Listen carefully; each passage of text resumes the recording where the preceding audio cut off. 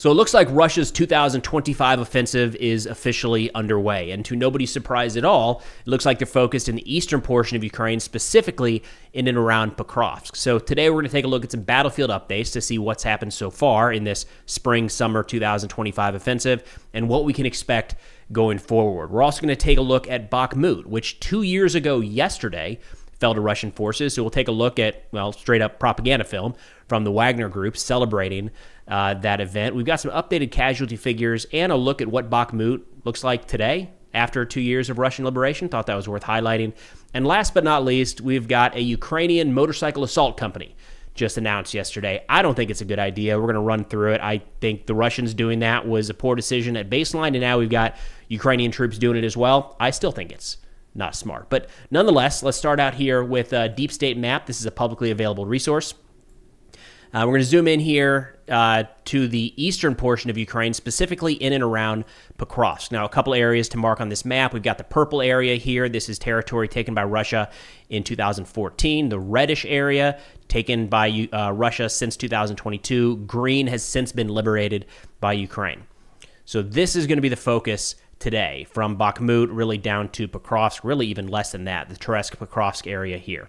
Now, the analysis I wanted to highlight today was put together by Clement Molin over on X. I'm going to link his full analysis in the description below, but I think he did a really good job of providing kind of detailed battlefield updates and specifically how Russia is focused on this sector. Now, to zoom out a little bit and give you an idea of why this area is so important, we've talked about this in previous videos. Pokrovsk is a major logistics hub that helps to keep the eastern portion of Ukraine supplied. Of course, we've already seen this road here has been severed by Russian forces in recent weeks. That's significant, and it looks like this is an area where Russia is continuing to push. More on that in a moment. But that also puts at risk Konstantinovka here, which brings into question the locations further north, Kramatorsk and possibly Sloviansk. So you can kind of see a couple different scenarios that could play out as Russia tries to kind of envelop some of these different locations. But nonetheless, this is a significant defensive barrier that Ukraine has built up here from Pokrovsk all the way up to Chasiv Yar, and the penetration of this could shift Ukrainian lines back a fair amount. So starting out, shifting over to Molin, he says, Russian armed forces started their first strategically important maneuver of 2025. After months of preparation, the Russian army is trying to cut the Pokrovsk-Konstantinovka front line, breaching the Donbas front in the middle. And that's this area right here, and we're going to focus in on that here for a moment. He says, after months of struggle west of Pokrovsk, so this area over here where we've seen the Russian forces by and large kind of run out of steam and be repelled and stopped by Ukrainian forces. And in Toretsk, same thing happened here. Russia continued to advance for quite a while. The fighting has been very heavy in both of these locations, but Russia hasn't made a lot of progress in recent months. He says the Russian army switched its offensive potential to the, and my apologies in the pronunciation here, it's this town right here, Oshetin. It's this axis of advance north. He said after striking progress of nearly 10 kilometers 3 weeks ago, they are now pushing north past the Pokrovsk-Konstantinovka highway. I'm going to go back a little bit. This is one of the reasons I like Deep State Map, is we can pull different dates here to show you this area and how much has changed. There we go. You see how, if we go back to the beginning of April, this road is within direct fire range of Russian forces, but that's a very different look than, let's see, the 19th. I think it was a little later, actually. You start to see some progress by the Russians. Yeah, here you go. May 4th, May 11th, May 18th. So it's severed somewhere in there. 14th, 13th. Between the 12th and the 13th, it looks like that's when a major step occurred, and Russia was able to sever that line. And that's, of course, what it looks like now, as Russia's kind of established a foothold in that area. So Molin says this fast advance allowed them to get through an important fortified line along the highway, capturing multiple small villages as they went.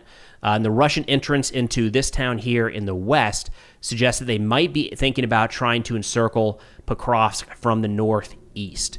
So again, this town here, we've seen Russia tried to advance head-on, got stopped, didn't make a lot of progress. They tried to push around to the west, got stopped, not a lot of progress. Tried to push around to the east, not a lot of progress. So they've moved out here even further, and what he's suggesting is they might try to push in now from this axis of advance, kind of along the main road to the north of Pokrovsk. He says this long-awaited maneuver by Russian forces may be strategically important at the scale of the Battle of the Donbas. They could continue north, cutting Pokrovsk and the Dnipro Oblast from Konstantinovka and Kramatorsk. So one of the possibilities is continuing to push up here. I think that's asking a lot of Russian forces right now. We just haven't seen that pace of advance really in a long time since the opening days of the war, but it is a concerned race here. He said they could also try to encircle Pokrovsk, the supply hub over here. I think that's probably more likely. One of the reasons he suggests they might move up here to the north is take some of this high ground in this area here, which would allow Russian forces to rain down fire on Konstantinovka and possibly set the stage for a push further north into Kramatorsk. We'll see. Again, this northern move would be asking a lot of the Russians, a level of fighting, a degree of coordination that we've not seen in quite a while. Now, all is not lost here. He talks about how still beyond Pokrovsk, there are a fair amount of Ukrainian trenches that have been dug, deep trenches to anti-tank type ditches, fortifications, fortified defensive positions, and infantry lines, a fair amount dug here beyond Pokrovsk. And this is one of the advantages that Ukraine has gained by holding places like Chasiv Yar up here, a little further northeast, at Terezk and at Pokrovsk, and really everywhere along the front. But the longer they're able to hold Russian forces in a current location, it gives them more time, their engineers, their sappers, their construction workers, to build more defensive positions further back. Because as we've seen throughout this war, what happens is a territory falls, and then there's kind of this quick push, right? Like we saw with Avdiivka. Avdiivka held significant fortifications here. As soon as it fell, we saw the Ukrainian forces had to withdraw a pretty significant ways back because there were no real fortified positions they could occupy. Ukraine is working to mitigate that, recognizing that that's the nature of this war, and we are seeing a fair amount of construction up here to the north and west of kind of the hottest part along the front. Now, shifting over to Bakhmut, this is the meat grinder right here. Crazy violent battle, a lot of losses on both sides that wrapped up 2 years ago. And when anybody wants to talk about how much progress Russia has made so far in this war, I feel like this is a good place to point them to. 2 years ago, Bakhmut fell right here. Let's pull out a ruler, and we'll go from Bakhmut to the forwardmost point in the line, 13 kilometers. Russia has advanced 13 kilometers in 2 years. Let's zoom out to just see, maybe give you an idea of how long. Oh, that's kind of, it's getting small. It's hard to, almost doesn't show up between those two dots right there. All right, so 2 years of fighting, 13 kilometers. In the process, what do we have? 1, 2, 3 towns that Russia has taken. 2 years of fighting after the Bakhmut meat grinder. And of course, the concern when Bakhmut fell 2 years ago yesterday was that Russia would be able to advance pretty quickly. And we were immediately talking about the possible encirclement of Konstantinovka and that Kramatorsk would be at risk. Here we are 2 years later, and it's not so much the Chasiv Yar Bakhmut front as it is down here a little further south near Pokrovsk. But nonetheless, the Ukrainian lines, by and large, have continued to hold. Now, shifting over to the updates from Bakhmut, this is something that was being celebrated by the Wagner Group in recent days. In fact, we got some of the Wagner film here. I'll go ahead and play, talking about the celebration, if you will, of this fall. Now, they did put out the Wagner Group put out a couple statements here as well, saying, we not only fought with the Ukrainian armed forces in Bakhmut, but also with the Russian bureaucracy. Shoigu and Gerasimov turned the war into entertainment. And because of their whims, 5 times more guys died than should have. They say from May 25th, we will be withdrawing units from rest. We fought for 427 days. That was a quote from Prigozhin right as as Bakhmut was announced being cleared. And he said, quote, when our country needs us again, we will return and protect our people. So again, this was kind of the crowning achievement of the Russian Wagner Group. It wasn't long after this that they decided their infamous march on Moscow. They were kind of taking a break after the Battle of Bakhmut, and they mobilized and pushed onto Moscow. And following that little failed coup or uprising or whatever you want to call it, they were dispersed to the winds. We've got Wagner elements spread all across the Russian army now. A lot of them went directly into service with the Russian MOD. Others broke out to form the Africa Corps down in, Africa. And then some others were moved into different PMCs, private military companies, scattered across Russia.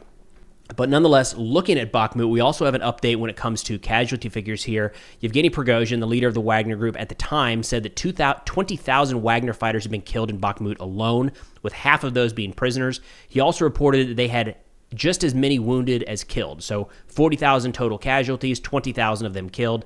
Igor Girkin, ever the optimist, said that Russian mill blogger here said that Wagner likely suffered more than 40,000 killed during the Battle of Bakhmut, including 15,000 mercenaries and 25,000 convicts, with the same number wounded. So Gherkin doubled Prigozhin's number. The Ukrainian side has been a lot more kind of under wraps with casualties, especially, well, really throughout this war. But nonetheless, we do have an update as of April 2025. UA Losses, a website that tracks announced deaths in Ukraine, confirmed the names of 11,289 Ukrainian soldiers killed and 14,000 missing and 338 captured during the Battle of Bakhmut. So to give you a rough idea, 20,000 killed, 20,000 wounded / captured from the Wagner Group, all the way up to 40 and 40. Ukraine, 11,000 and 14,000. Now, actually, let's take a quick look at what Bakhmut looks like today. First, I think it's worth playing a video of showing what Bakhmut looked like in the immediate aftermath, the last few days of Russian forces clearing out this area in eastern Ukraine, and it looked like a battlefield. Everything was destroyed. There was rubble everywhere. Things were on fire and smoking. And we actually have a video that I'm going to play here showing Bakhmut today. Or, to be fair, it wasn't today. It was 2 weeks ago. This was part of the Russian Victory Day celebrations. They flew a drone through, hung some banners throughout Bakhmut, had some Russian flags celebrating their victory in World War II. But as you can see in this clip, it's still just rubble. There's nothing there. It doesn't look like any progress has been made in terms of rebuilding any sort of Bakhmut at all, any portion of Bakhmut. It is still got to be completely devoid of any sort of population. I mean, again, we're only seeing certain segments of the city, but if this is what Russia chose to show, they said, hey, we've got the entire area of Bakhmut, let's show this. It makes me not think that there's probably another area that's all built up and refurbished and full of life. All right. Now, shifting over to this Ukrainian announcement of a motorcycle assault company. Look, I was mocking this a couple days ago in another video when Russia rolled it out. Well, they rolled it out a long time ago, but they put out a video saying, look at our motorcycle training. And in that video, I said, that's not a very good idea. It kind of just opens these guys up to, they're more susceptible now to Ukrainian fire than they were before. To me, moving forward with a motorcycle assault is kind of a way of saying, well, we're going to lose a bunch of guys anyways, but this way they can get closer to the front, maybe do some damage, and it's going to cost us less in terms of lost equipment. That's like the only real argument in terms of using these for an assault. But nonetheless, let's play this video here. Ukraine just rolled out yesterday a video from their 425th Separate Assault Regiment, Skala, where they said that they just created their first motorcycle assault company of the armed forces of Ukraine. They say the fighters spent hundreds of hours behind the wheel and practiced shooting in uniform, firing thousands of rounds. As a result, we have a modern-day cavalry whose main task is to quickly break through to enemy positions, carry out assault operations, and quickly change the direction of the attack. And look, I'm going to be consistent. I don't think this is a good idea when Russia rolled it out. I think it was. I think it's poorly thought out. I think the same thing here. In fact, I'm not the only one that feels that way. We've got a statement here critiquing this from Bohdan Krotvich, my apologies in the pronunciation here, but a lieutenant colonel in the Ukrainian Armed Forces, who posted yesterday upon the release of this video, quote, "Show me a motorcycle assault company that survived more than 2 assaults and at least half of the personnel remained in the ranks. Then I will admit that I was wrong. Let me remind you that the Russians operate on the principle of disposable personnel and infinite mobilization resources. But yes, a motorcycle is a perfectly normal solution if used in defense as a method of quickly maneuvering a fighter into position. And in fact, that's how it has been used since 2014. But please, damn it, start thinking about defense and creating reserves. Forget about assaults until the prerequisites are met. We don't have more people. We don't mobilize tens of thousands of migrants like Russia does. Motorcycles will reach these standards quickly, but this is a one-time solution, one way. And judging by the latest trends of our command, the first thing they learned from the Russians is precisely this experience, because they don't talk about any successful evacuation methods in general. If there are, they're isolated cases." So again, the argument being made here by a Ukrainian officer looking at this. Now, this doesn't look top-down driven like the Ukrainian MOD said, you know what we should do next? Motorcycle assault regiments. This looks ground up. Like this Skala regiment decided, actually, we're going to do that. We see what the Russians are doing. We're going to give it a shot. And we've got Ukrainian officers here pushing back saying, well, it's stupid. And it turns your infantry into disposable. And that's not an advantage we have over the Russians right now. Also, why are we trying to come up with new methods of assault? And I can understand where he's going with that. right now, right? Ukraine across the board is on the defense, and they're doing a pretty good job of attriting the Russian forces, forcing the Russians to expend significant manpower and equipment to take any progress anywhere along the front. What good is throwing a couple dudes out into no man's land on some motorcycles, right? Like, it's just sacrificing people and equipment for no good reason. So nonetheless, the video that we have here is training, and there's no evidence that Ukraine has used this sort of motorcycle assault in any sort of actual offensive operation against Russian positions. Hopefully that's how it remains, and hopefully the feedback is such before this is utilized in combat that these guys decide this is not actually an effective way to go to war. But nonetheless, thought it was worth running through that. And look, if we're going to criticize the Russians for doing something and then Ukraine turns around and does the exact same thing, I think it's only worth staying consistent there. And I think it was a bad idea for Ukraine to do this. Hopefully it's minimized and limited to this one unit. But nonetheless, thought it was worth running through kind of what we see in terms of battlefield updates so far. Spring-summer offensive for Russia 2025. We just had the anniversary of the falling of Bakhmut.